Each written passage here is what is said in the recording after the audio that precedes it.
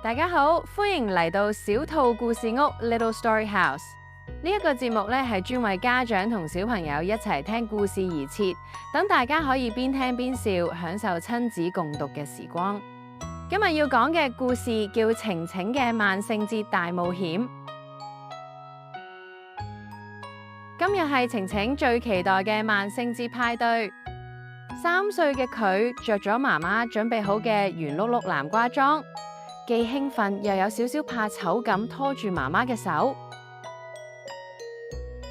一行入班房，李老師已經扮成咗戴住尖尖帽嘅友善女巫，佢笑住彎低腰話：晴晴，你嘅南瓜裝真係好得意啊，快啲入嚟啦！班房入邊好熱鬧啊！晴晴見到佢最好嘅朋友樂樂，樂樂戴住眼罩，揮舞住一把玩具劍，扮成一個好有型嘅小海盜。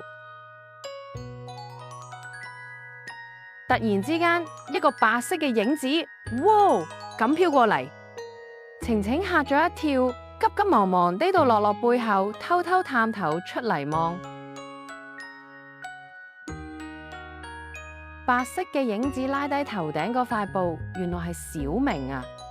佢笑嘻嘻咁話：唔使驚啦，係我啊！你睇我似唔似隻幽靈啊？晴晴同樂樂都笑到呵呵聲，原來大家都只係玩變裝遊戲。佢哋3個手拖手一齊去玩老師準備嘅遊戲。第一個遊戲係貼南瓜眼睛，晴晴俾人蒙住眼，樂樂喺旁邊不停講前面一啲，右邊一啲。晴晴聽住聲音，小心翼翼咁行，終於成功貼咗上去，全場拍晒手。